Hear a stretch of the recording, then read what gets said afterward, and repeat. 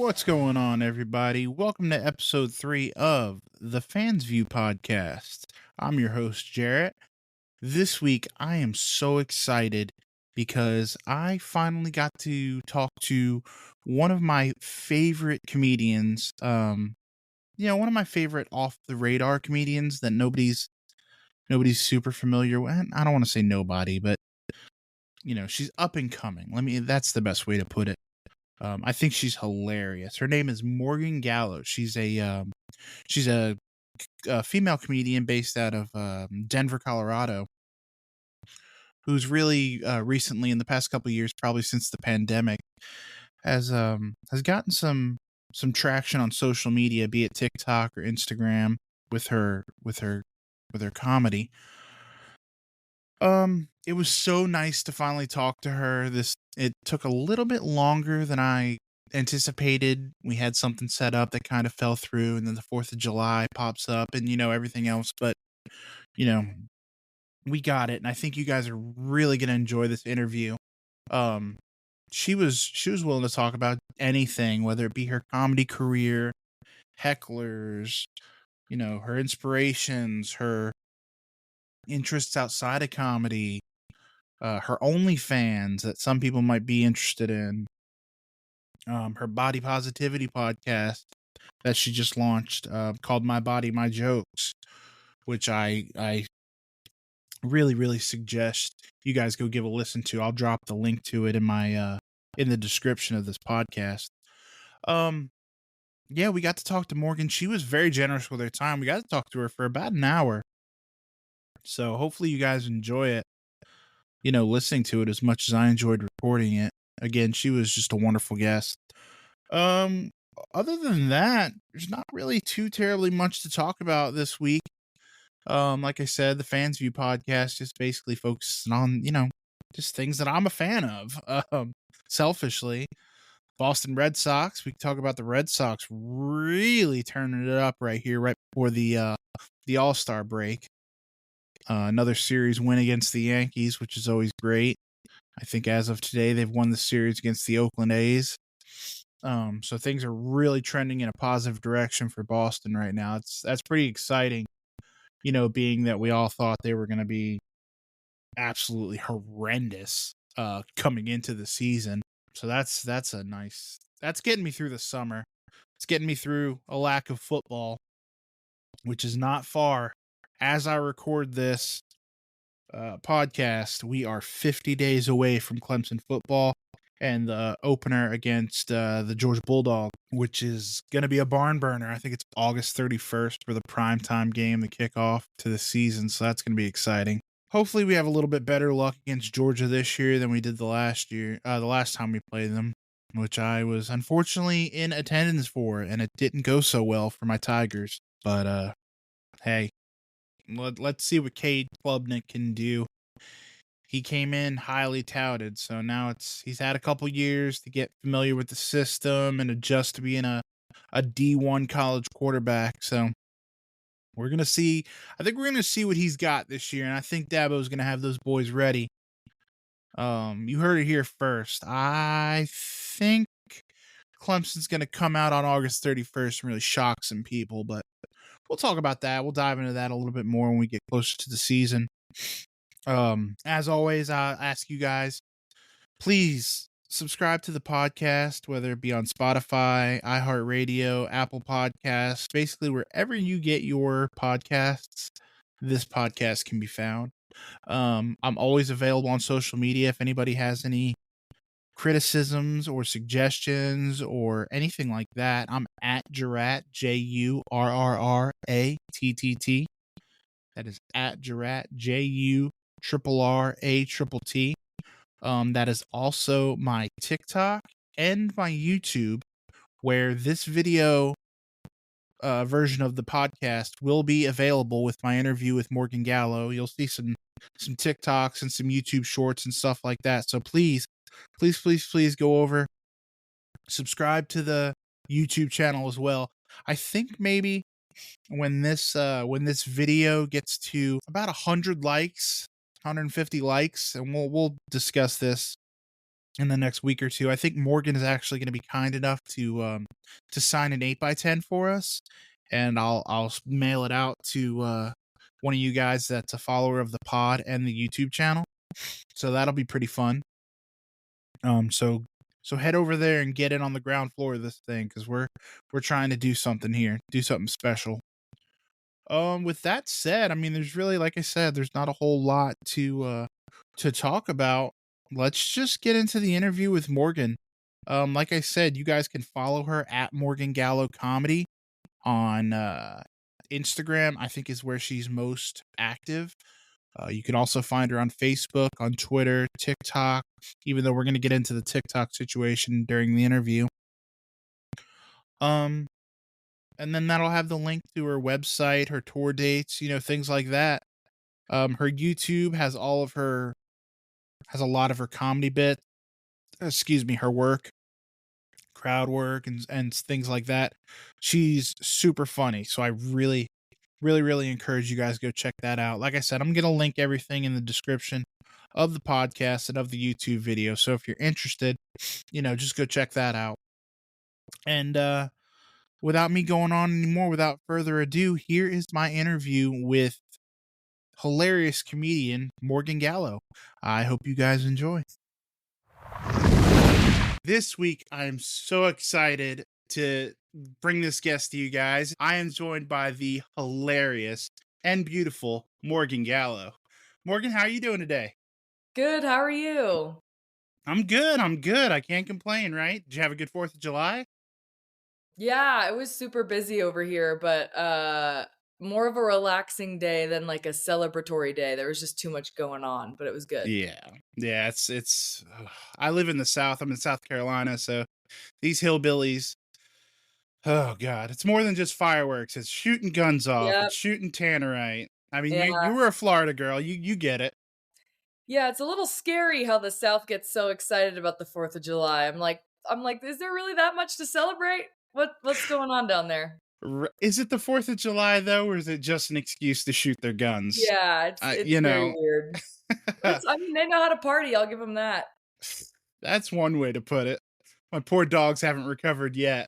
Oh, yeah. That's the only thing that sucks about the fireworks is like all the animals are like, what the fuck is happening?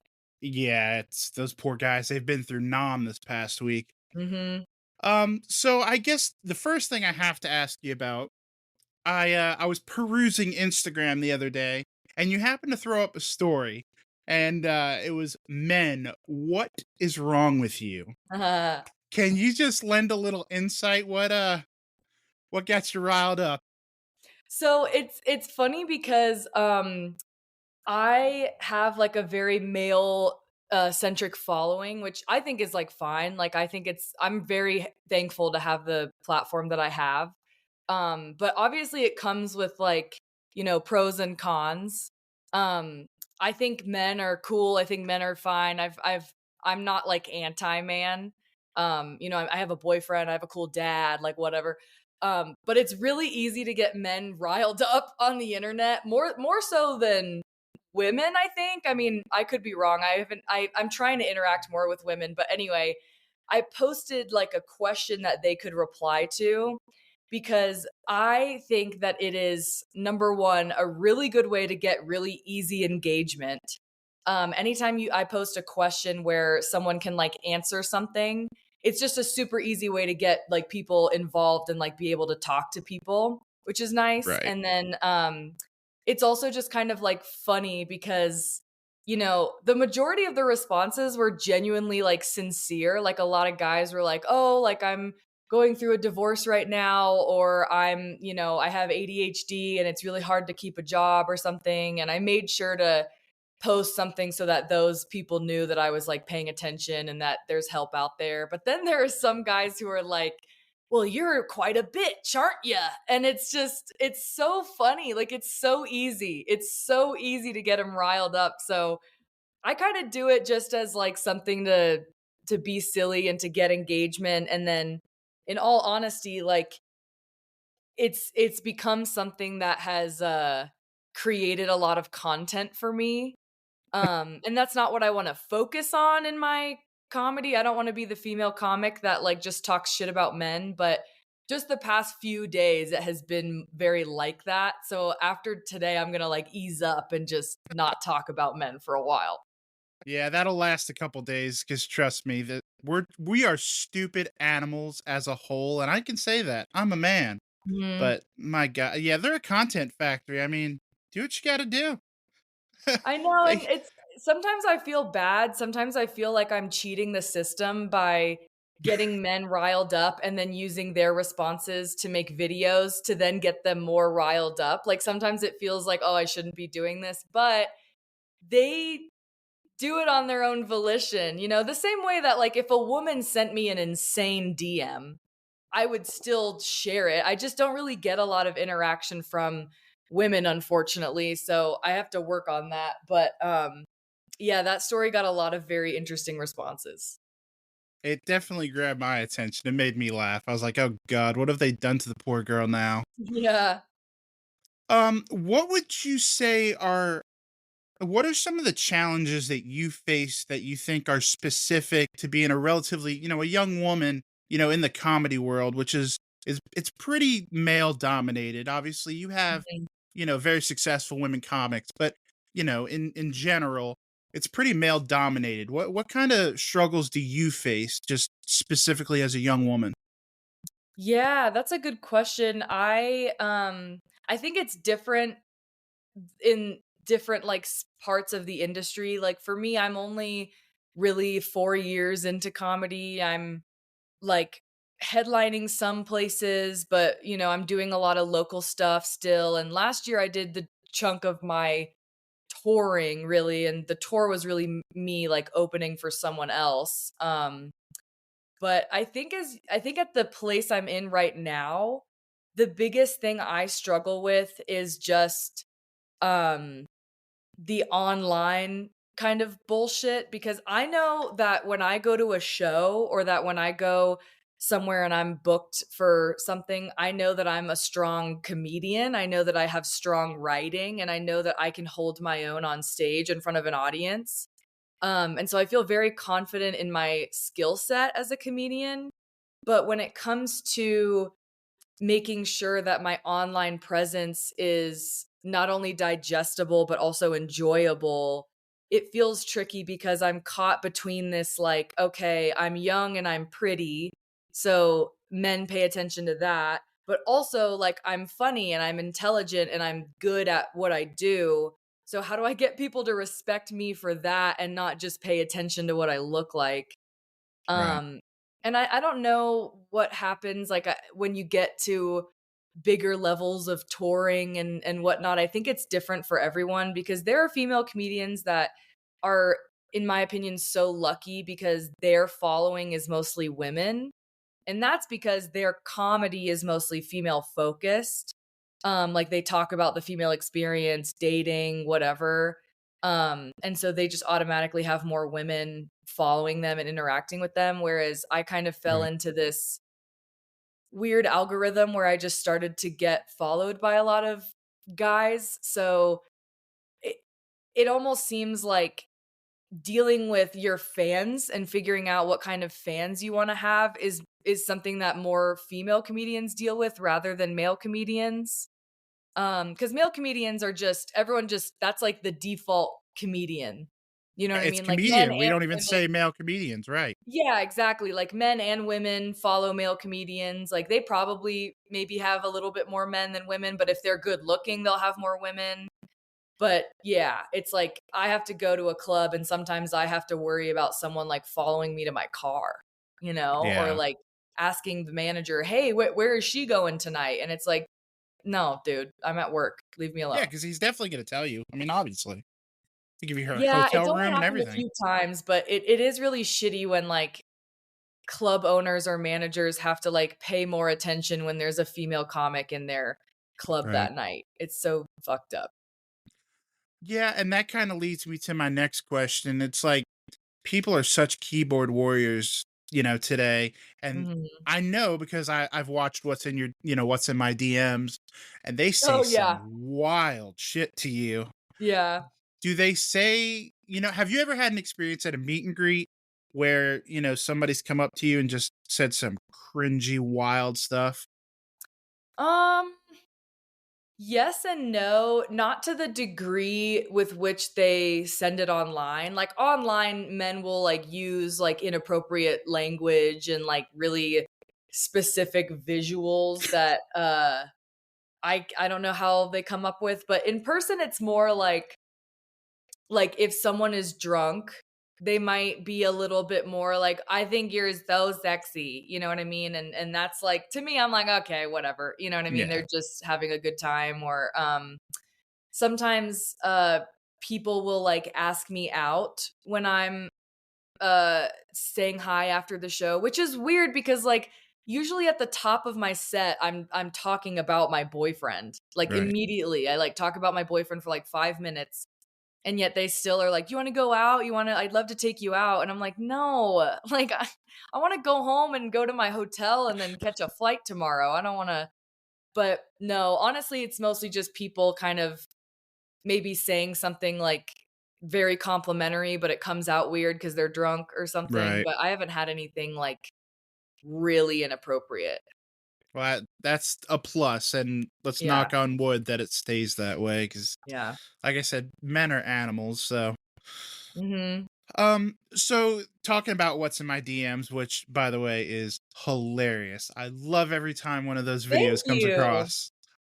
What was the inspiration for what's in my DMs? Was it just a case of fuck it, they're gonna be creepy. Let's make some content, or it was Yeah, it I last year when I felt like my social media really started to grow a lot more. Um I think I noticed one day that I just like I looked through all my requests and I was like, "Oh, a lot of these are like really like funny." And so I just kind of like I was like, "What if I just like made a video about it?" And I did. Um and it went really well and it was really funny and like I thought it was funny cuz I make sure not to read any ones that are like inappropriate to the point where I'll get like banned from Instagram. Even though it's right? crazy because they won't get banned for sending it, but I'll get banned for saying it in a video. Um, but most of them are just, yeah, guys being like really overly weird about wanting to, go out with me or something. And so I did it once. And then I think the second time I did it, I was on tour and I just didn't really have anything to do. And I was sitting in my hotel room and I just kind of started like every month or so looking through my DMs and being like, what's in here? Is there anything I can talk about? Is there anything I can like, expose? And now I'm doing it on my podcast, which is cool because it used to just be that I would film it like, in my room or my couch or my hotel room now, but now I get to do it like in the studio. And so it's a little bit more like professional. So I'm excited for the next clip to come out because it'll be really fun. Have you ever had anybody that's seen their video or seen their message pop up and maybe shot you a follow up like, "Oh my god, I'm sorry," or No, I anything like haven't that? gotten any like apologies. I might have gotten one in the past that was like, "Oh, thanks for featuring me," or something, Oh, and it wasn't jeez. I don't know what it was, but, there was a guy who on my last video, uh, sent me a DM about, I should hide my fupa, like, it's gross, don't show that shit or something, and, I looked at his profile, and I normally don't show their like username or their profile because I don't want to get into the space where I'm like harassing or bullying someone, especially because with Right. content policies, I don't want to like get Right. hit for that. But there was a guy that said that, and I screenshotted his profile picture because he looked like a GTA character. Like he looked like a rendering sim. And I just put a screenshot up, like I didn't say anything. I just said, this is what he looks like. And that was it. And then after that video came out, he DM'd me again, but I didn't see it in time. And then he unsent the message. So I have Oh. no idea what he said, but I have a feeling that he might have been a little upset. Oh my god, now the world will never know. I know, it's such He's a taken bummer. that from us. Oh, that would have been beautiful. Yeah. Um, so you talk about your growing social media presence. and I've heard you talk about it before, but can you tell everybody what kinda happened with your TikTok? Because it was going very Ugh, well until it wasn't. What happened there with, yeah, so oh my god, I the amount of times I tell this story is just so disheartening. I had a TikTok for a long time, and I just started uploading videos when I was, like, 2 years into comedy. I just, like, started uploading stuff, and, it started to catch some traction, and, I was just really active on TikTok for a long time, and then, like, 2 years ago, I made the mistake of, talking about the fact that I opened, an OnlyFans profile, and I did not know that you couldn't say the words OnlyFans on TikTok, that, like, they would automatically, like, ding you on your account for that. Because I was on a live stream and it lasted like 2 minutes. And I was on the live stream and I was like, "Hey guys, I finally opened an OnlyFans profile. You know, it's like very PG-13, but if you want to see it, whatever." And then my account or my phone went black. And then when I tried to reopen TikTok and I couldn't, it said that your account has been permanently banned because you violated the community guidelines. So I sent them a appeal message back and I was like, "I'm so sorry. I had no idea that I couldn't say that. Like, I'm just a comedian. I'm not trying to like promo this. I'll never do it again." So they gave me my account back, but when they gave me my account back, I couldn't go live anymore and all of my videos were suppressed to the point where people who followed me would message me and be like, "Why aren't you posting anymore?" And I would have to be like, "Well, I am posting. It's just that I guess you can't see it." Like, I had like 245,000 followers on TikTok. And my videos would get, I don't know, maybe like 25,000 views at the minimum. And then it started to be like 500 views every video. And people started unfollowing me like crazy. So I just gave up on TikTok and I just stopped posting like a few months ago and I don't even look at it anymore. That's crazy. Some of the stuff that TikTok allows, just mentioning OnlyFans, God forbid, and they Yeah, just and it's really the thing that I really get frustrated with about not just TikTok, but like community guidelines in general is that when someone is getting harassed or bullied in their comment section, the people who leave rude comments or sexualizing comments or whatever, they never get dinged on their account for leaving horrible comments. But if I make a video or if I repeat the comment in a video, then I get dinged even though I'm talking about my experience being bullied on the app. So I kinda that's why I just gave up on TikTok. Like, I tried to start a new account, I tried a new email, I talked to my manager reached out to TikTok, like, I did so much to try to just be like, "Hey, I'm literally just trying to use your platform." And it just nothing worked. I couldn't like, I my content wouldn't go anywhere. So I just gave up, and now I just really focus on, like, Instagram and Facebook and Threads, you know? yeah, yeah, Threads. There, I I can't. I don't have the bandwidth for another social media app, so I guess I'm just gonna be an old guy that just never goes to Threads. Yeah, I never was really into Um, Twitter, so you talked about but Threads I it mean, being an Threads is issue. like a better version of Goodness. Twitter in my brain, but also it's really nice for comedians because, like, if I have a new joke idea, I can just put it on Threads and see if it gets any likes or anything, and then I know if it's, like, funny or not. Having a little bit of technical difficulty here. Do I still have you? Okay, there we go. I'm sorry. No, that's okay. Um, so you talked about it with the ban from TikTok or whatnot. What led to your decision to actually open an OnlyFans? What what That's a what good led you down that question. road? So my, boyfriend is a very supportive, amazing person, and, I have had an eating disorder since I was 13. So I've had an eating disorder for 15 years and I'm only finally now in recovery. But 2 years ago, when we first started dating, we would talk a lot about like my experience as a comedian and my confidence. And um I think he brought it up to me because he had like a friend who did it, and she was like a nurse, and she didn't do anything like sexual. She would just post like selfies of her like in her nursing outfit, and would like make videos of her talking about like her nursing stuff. I don't know. I'm sure there was some flirty element to it, but he was like, she didn't do anything sexual and she made like,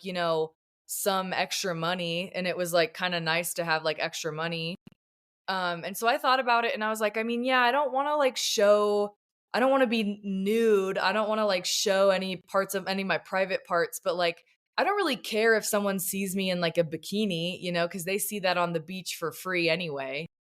Right. Um, and so yeah, I like opened an account and I did a lot of research. Like I looked at other people's accounts. I looked at like how it works.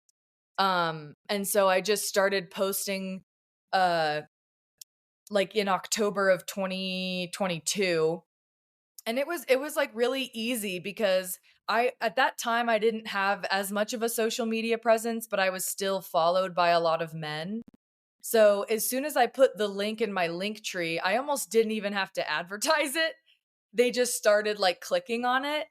Um and it's a very like PG-13, like profile. Like like there are some photos that are maybe a little bit more revealing than others, but like if any of them got like leaked, I wouldn't be like embarrassed about it. Um so yeah, I just decided to do that, and then I actually got let go from my day job like 2 weeks after I started the profile, and I was like, well, I guess this is going to be my full-time thing now, this and comedy. So I just kept doing it and I've been doing it ever since. Yeah, and I mean, I people hear the word OnlyFans, it seems like these days, and they just think like at this point hardcore porn.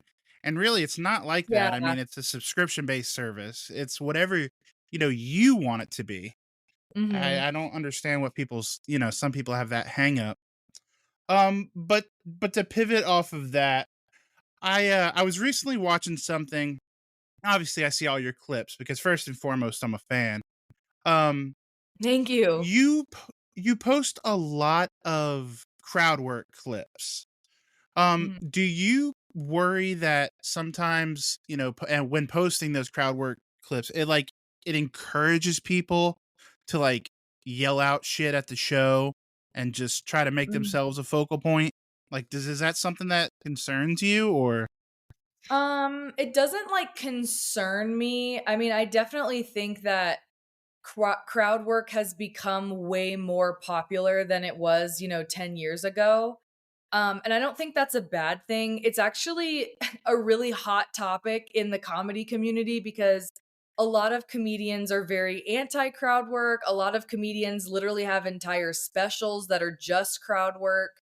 Um, I'm kind of indifferent towards it. I mean, I don't do crowd work and I don't plan to do crowd work in my sets unless the room and the show calls for it. Like I have some jokes that might oh sorry, my light just turned off. I have some jokes that kind of warrant crowd work, like if I ask a question to the crowd and they start interacting, like I'm fine with that because I invited it.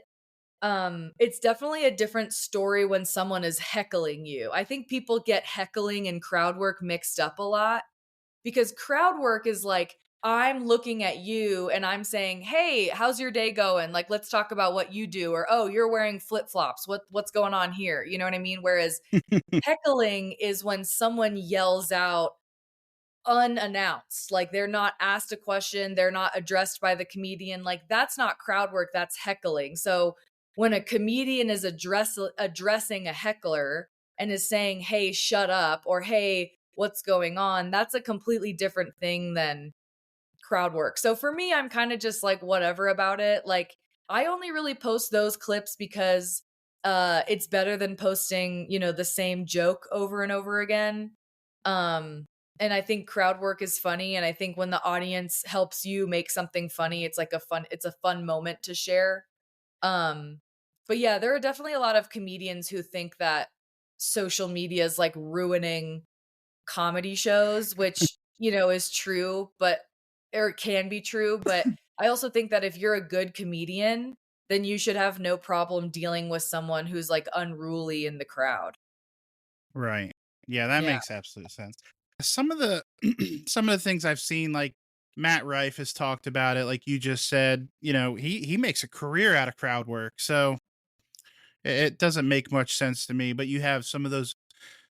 I hate to jump on them, but it's almost like the older comedians, that crowd, that kind of like you say, oh, social media is killing the business. It's killing comedy. Yeah.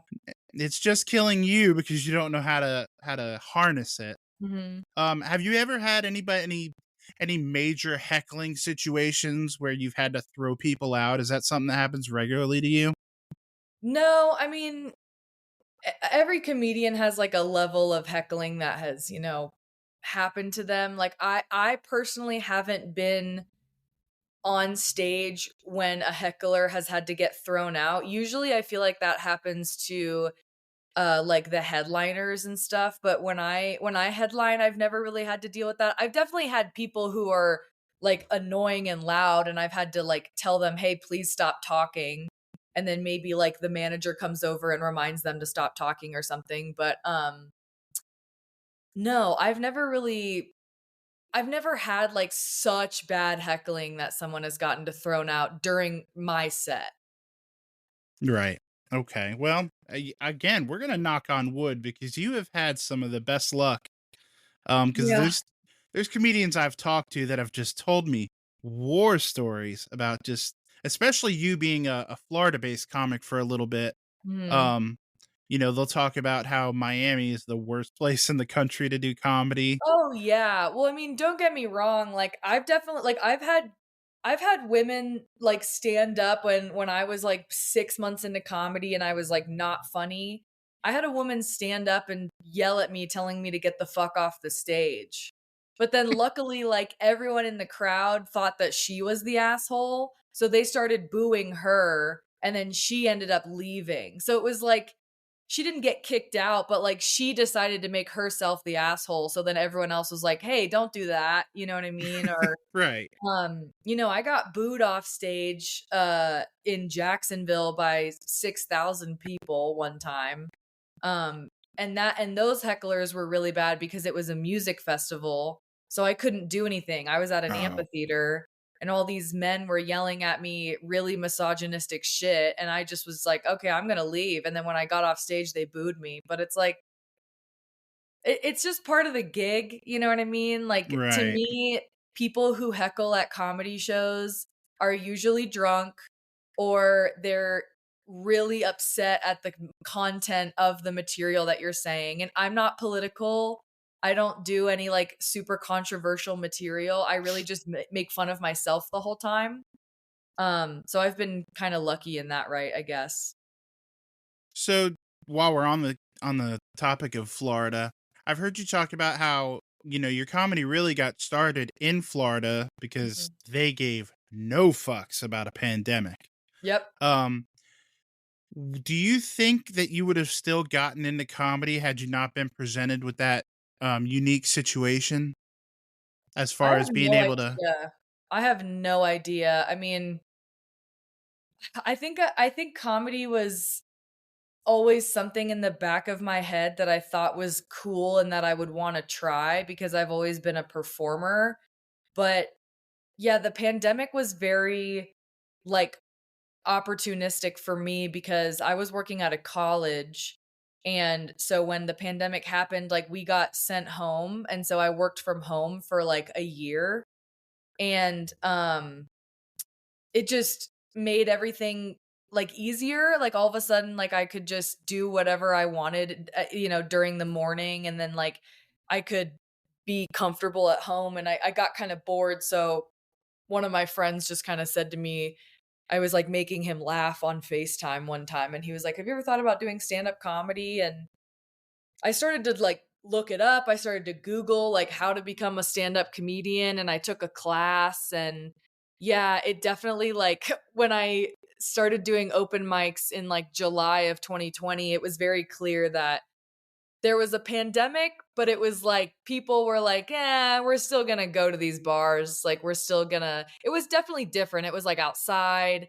Yeah. There was maximum capacity at some places. Some places required a mask. Some place didn't. But uh, yeah, I really took advantage of that, especially because a lot of other comedians took the pandemic like really seriously, so they stayed home.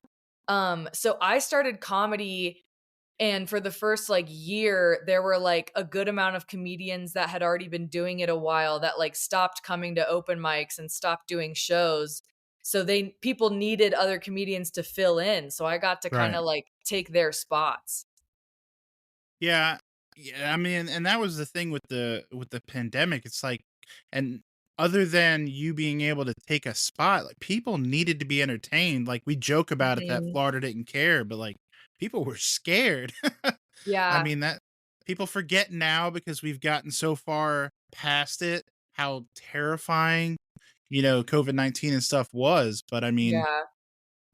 so if comedy wasn't maybe always, what you thought your future was going to be, who were some of your influences growing up, and when you started to think about, well, maybe this is something that I want to pursue, who are some of those influences that you look to?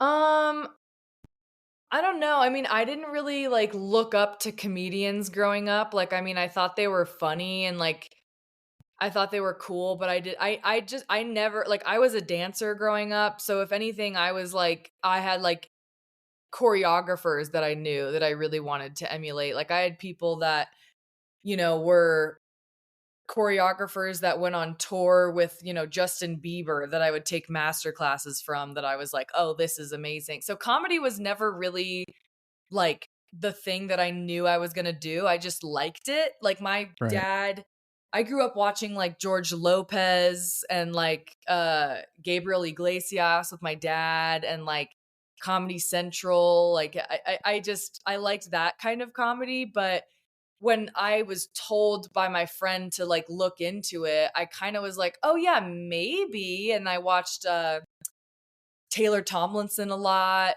and then I was always a big fan of Whitney Cummings. I like Whitney Cummings a lot.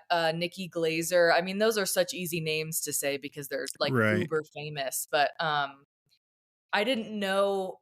I didn't know that there were like other comedians. Like I didn't know there were like tiers of comedians of like Right. here's the super famous ones. Of course, everyone knows them because they're super famous and they've been doing it for 20 years. But then there's like the local people in your state or the people who are headlining the local club near you. And I started to look up to a lot of like the women that I would work with in Florida or even around like in Georgia or, California or wherever I went. So it was kind of all over the place. Yeah, I guess a better way for me to maybe phrase that question would be like, who were some of your favorite? And you kind of answered it already, but like, who are some of your favorites growing Mm, up? As opposed to, do you have a couple favorites now that you enjoy watching, in your free time, or is it kind of like one of those yeah. things where, Yeah, I think right now, I really enjoy Beth Stelling's writing. I think her writing is really brilliant.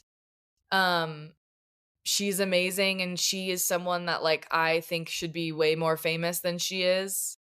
Um, and I do really enjoy Nikki Glazer. I like her cadence. I like her honesty.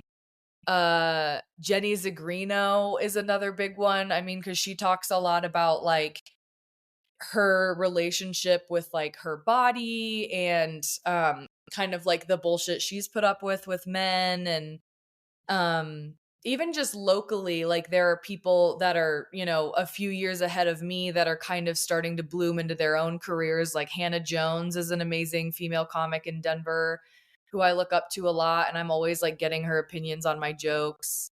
Um, so it's definitely a lot of women, because it's just easier for me to relate to them because they have to deal with so much more than just being funny. right? Because any guy can, like, honestly get up on stage and be funny and wear a black t-shirt and jeans, you know what I mean? But when you're a female comic, like, not only do you have to be funny, but you also have to play this role of like, okay, am I pretty enough for the men in the audience to pay attention to me before they realize I'm funny? You know, am I like nice enough for the women in the audience to be able to trust me and to think that I'm on their side? Like, it's a whole other ball game. Right, right. Yeah, so I guess you're not really the Joe Rogan demographic. That makes sense. No, and here's the thing, like, I think Austin, Texas is like, it's cool that all that stuff is happening down there. I've been there twice now. I have hated almost every show I've done down there, like, with the exception of, my friend Sam Castillo runs a show called Cold Brew Comedy, very fun. It's at the East Austin Comedy Club, very fun, good environment. And then there was another show I did that was, like, fun, but I can't remember where it was. But, like, the majority of them, in my opinion, I just felt like it's just, like, a lot of people who are looking for comedians to say something fucked up because they're so used to this very edge lord, like, they're gonna use a slur, they're gonna say something really misogynistic, but they're gonna be, like, cheeky about it, and Right. so it makes for, like, this really shitty comedy audience where, like, when I do my normal jokes where I'm making fun of, like, my mom or, like, my body or whatever, it almost seems like they just are kinda like, yeah, but, like, say the F slur, you know what I mean? Yeah, Yeah. say the N word, you know what I mean? They're like, Yeah. something up. It's really weird, Yeah, but they're so at the same time, like, I'm a comedian and I understand that exposure is exposure, you know? So if I got a chance to go on Kill Tony, I would do it. You know what I mean? If I got a chance later in my career to go on the Joe Rogan experience, I would do it, obviously. But yeah, I don't love the like vibe of that crew. yeah. I mean, and that obviously that makes sense. Man, that you saying kill Tony, I could see it now. You and Casey Rocket, and boy would that be a shit show to behold. Well, and that's Oh, what there's so many people from Florida that moved to Austin because like it makes sense. Like Austin is kind of the step up from Florida. It's like a very similar vibe comedy right. wise. It's very like white male, edgy, alternative type of comedy. Which is cool. Everyone has a different type of comedy and like, I just there is a part of me that would be almost, like, scared because I already get so much shit online just for being myself that I can't imagine what it would be like if I went on a show like that and was myself, and God forbid the set doesn't go well, you know? And then it's like, not only was I on this huge platform, but I was on this huge platform and I bombed, and I'm a girl, God forbid. So I don't know. I try to keep myself out of those situations, but you never know what'll happen in the future. Yeah, and I'm glad you said that because that kind of leads into my next question.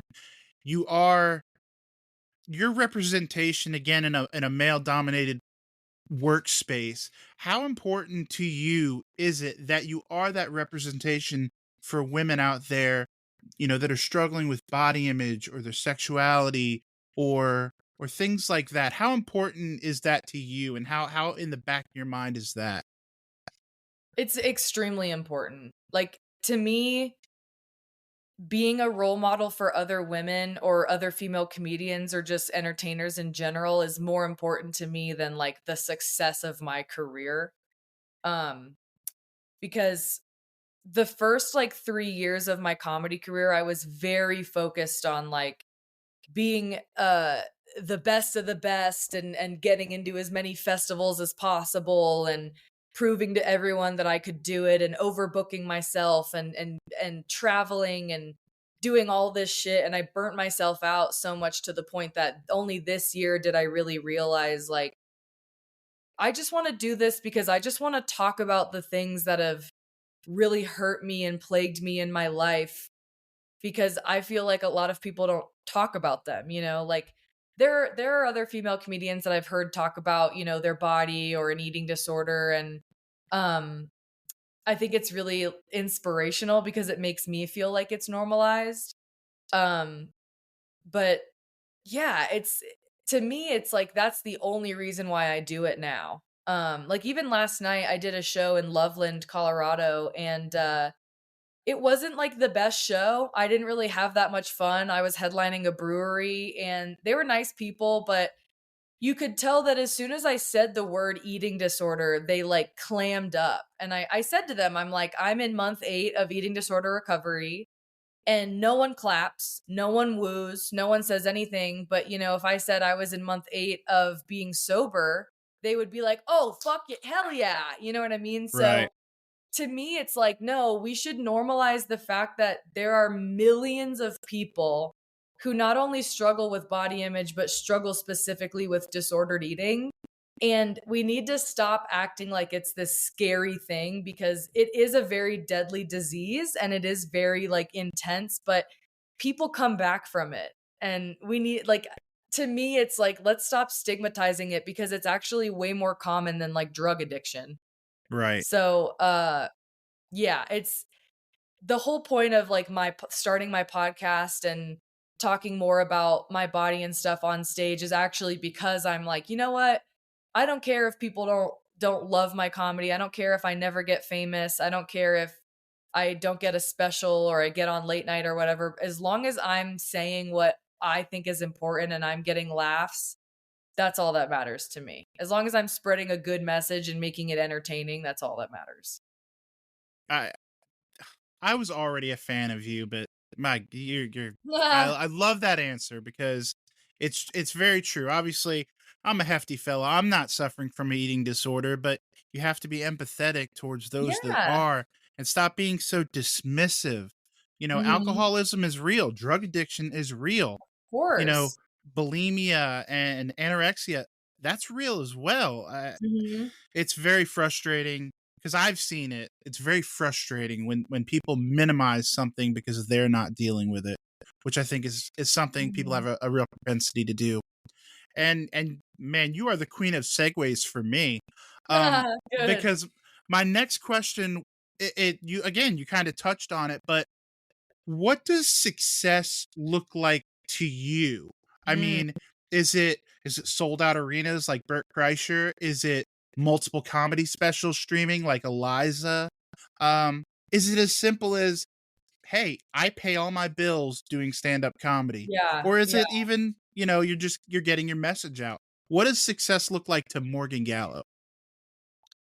You know, that answer has changed so drastically in the last, like, 7 months. I say that because, I went on this big tour last year. I opened for Morgan J, who is a friend of mine. I love him. He's, like, blowing up now. It's crazy. And then, like, that happened last year, and then at the beginning of this year, I really did a lot of touring is a strong word because I'm not when I tour, I'm not like headlining clubs. The like people think that that's, but I'm really like I'm doing festivals. I'm headlining some places, other places I might just be featuring or doing like a guest spot. But either way, I was like going out of town all the time, and I used to think that success was like doing that and was like getting booked all the time, always having a plane ticket ready, always, you know, having a bunch of dates on my website, proving to people that I was doing comedy and basically just like doing it anywhere and everywhere. But I ended up having to be really honest with myself and realizing that I actually like don't like doing that. I don't love being in a hotel room by myself every weekend. I don't love being in random cities where I don't know anyone and I have to entertain myself all day because comedy is really only, you know, 2, 3 hours of your night. Right. Um, and so I think I used to see success as like having tour dates, getting booked like crazy, getting these big, you know, media conglomerates to recognize you, whether it was Comedy Central or you know, JFL or Netflix or whatever, you know. But I think now I see success as a sense of purpose. Like I really just want to find I want to carve out my own niche for myself where I can marry comedy and like a positive message about eating disorder recovery and body image and the nuances of all of it and how there's so many different perspectives in it. Because would I love to sell out arenas? Of course. Like, of course that would be sick, you know what I mean? But to me, the stress of selling tickets and making sure that I'm promoting myself, like, it sucks. And I don't have to do that, you know what I mean? Like, in comedy, it's not a linear thing. There are plenty of comedians who started out as comedians and then they went into acting, or then they became a podcast host and that was the only thing they really did, or they became writers, or to me, I just want to be a well-rounded performer. So, yeah, I guess success would just be the ability to like live my life the way that I want to live it while also entertaining people and having fun. You know what I mean? Right. That's a great answer. Because some people, you know, and more power to them. They want to sell out arenas. That's what they envision for Mhm. themselves. It's the money, but it money is not everything, and people just can't get that through their heads. Well, and people don't, maybe I don't know if this is common knowledge, but there is no money in comedy. Like, comedy is not a money-making thing until you become Kevin Hart.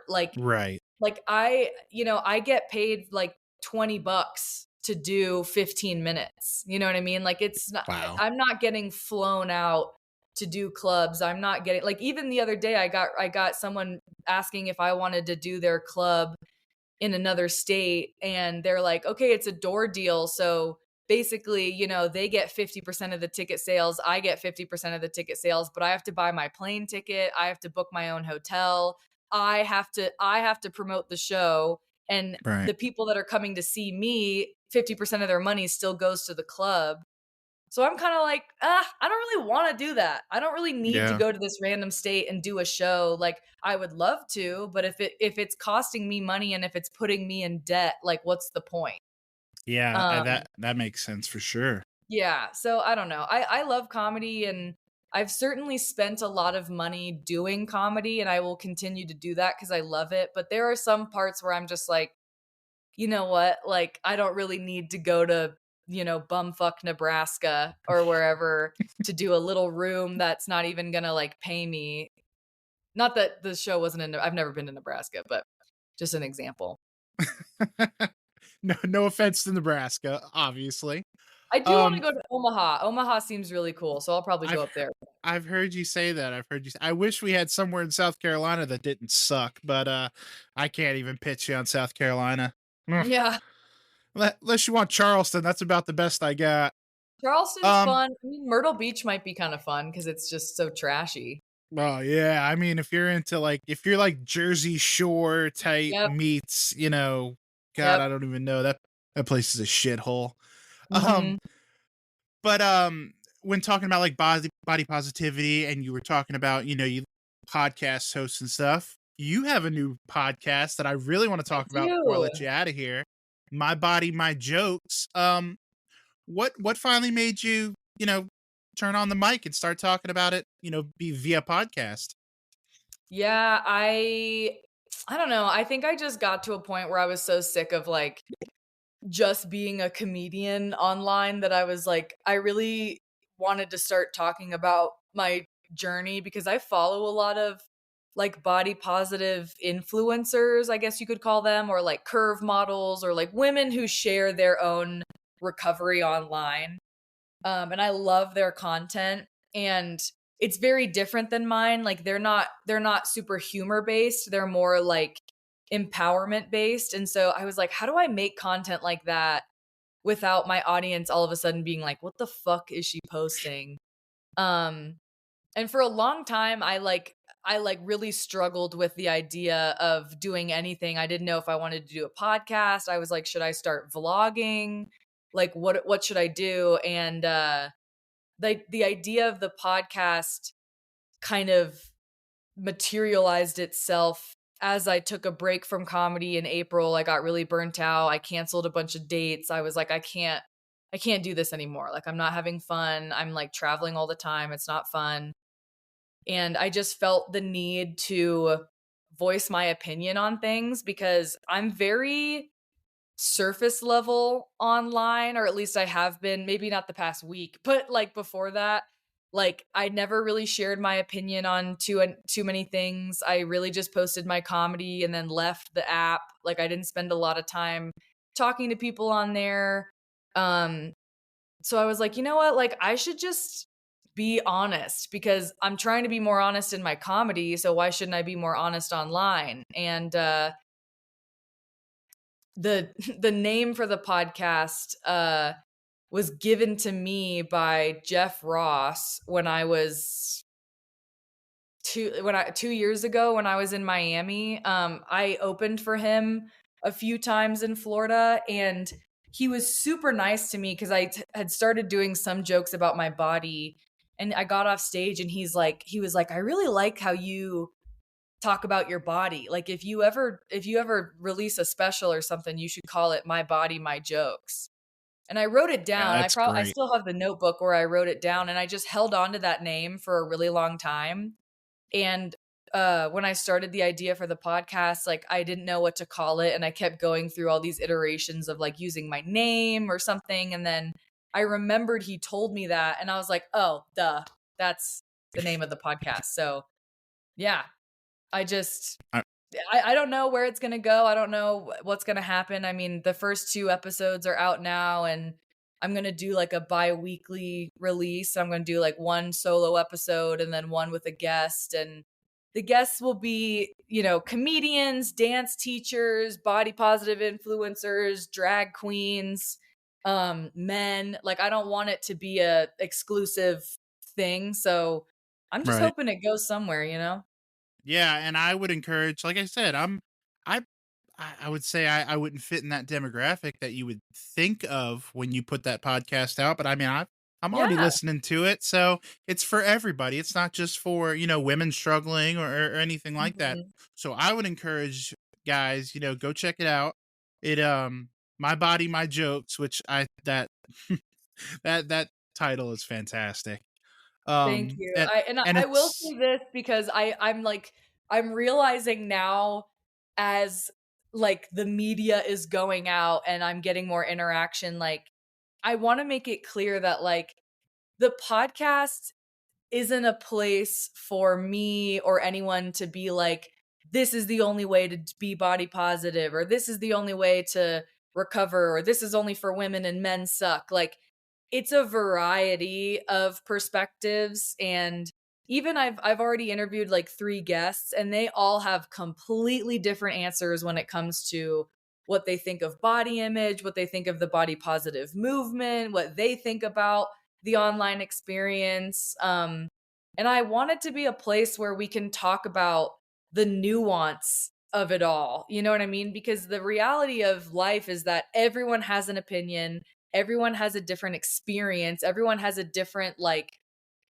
perspective on what it means to, you know, be healthy or be fit or be happy or whatever. So it's not a place for me to be like, this is my experience and it's the only valid one. It's really more of a place for me to hear from other people and right, ask, like, well, what is it like to deal with body image issues as a man? What is it like to be have an eating disorder as a queer person? You know what I mean? What is it like to deal right. with body positivity when you're disabled? Like, I wanna talk about it all because it's all valid.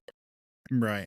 Like I said, I really think you guys should probably, even if you're like, I don't think that's really my lane, give it a listen, give it a try. I think you'll be pleasantly surprised. And then it's got, Morgan's humor on top of it, so you really can't go wrong.